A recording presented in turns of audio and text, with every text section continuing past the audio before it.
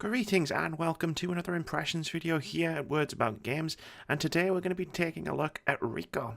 RICO is a roguelike first-person shooter that casts players as a member of an elite law enforcement task force that takes down the worst criminal gangs in America in as over-the-top a fashion as possible.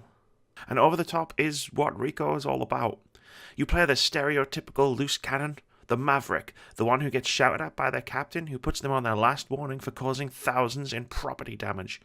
Basically, it's kind of like the video game version of A Lethal Weapon or Bad Boys 2, but with less story and more shooting all the bad guys. The tone of this game is set by one of its central mechanics.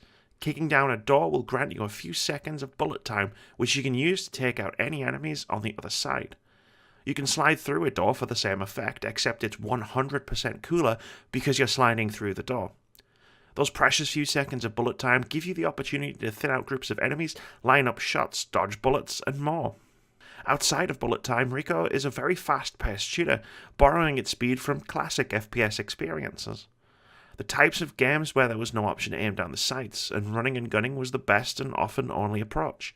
The shooting mechanics are competent enough, but it's the incredibly over-the-top physics that really make it satisfying to shoot up some bad guys. Enemies will fly across rooms or otherwise expire in a gloriously silly fashion upon death, and if you manage to pull this off when everything is going in slow motion, then that's even better. RICO is very much a game that's style over substance. I don't mean that in a bad way. The game actually excels at making you feel like a badass a lot of the time.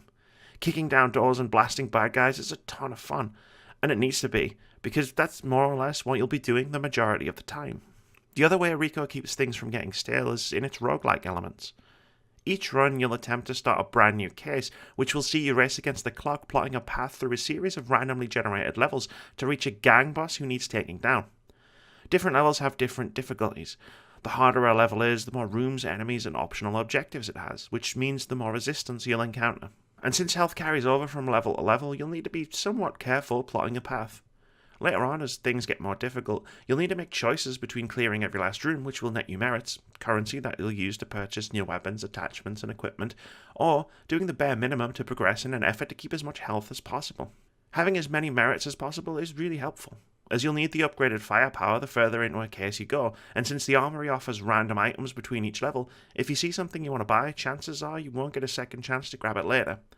But that could come at the expense of taking extra hits that could prove costly in the long run, and you never know what's on the other side of a door until you kick it in. Optional objectives come in a few different forms, from clearing every room in a level to destroying servers, getting headshots, collecting piles of cash, and more. Unfortunately, one of these optional objectives will almost guarantee that you'll lose a case before reaching the end: defusing bombs. If you find a bomb inside a room, you'll need to pick up the pace because there are always multiple bombs in a level, and they all need to be disarmed, otherwise it's game over. In the earliest levels, this provides quite tense gameplay moments as you rush to disarm them all, but in the latter stages, this is effectively already a game over screen. The trouble is how the rest of the mechanics tie together. You can't progress through a room until you've killed all the enemies inside, and the last few levels of a case feature areas with dozens of rooms. So if you add on to that and need to search for 3 bombs that need to be defused within 90 seconds, you're in an unwinnable situation. Too much ground to cover and too many enemies to fight through. Literally every case I've attempted has ended with a game over because I couldn't defuse the bombs in time, even when I knocked the difficulty down to easy. It's incredibly frustrating. And it's also a shame, because without this one busted gameplay mechanic, RICO is actually a whole lot of fun.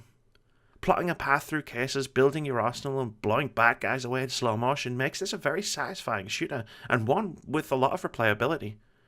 I'm sure at some point the developer will patch this problem, and once they do, RICO will be a fun game that I definitely recommend, because at its core, it's just a really satisfying first-person shooter.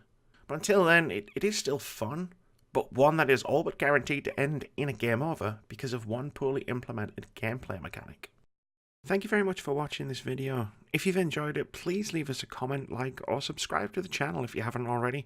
We've got tons of awesome videos coming every week, including review impressions, indie game of the week, debate-driven top 5 lists, video essays, and our weekly podcast where we discuss games, gaming culture, and the games industry.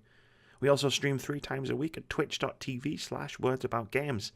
But most importantly, have a fantastic day.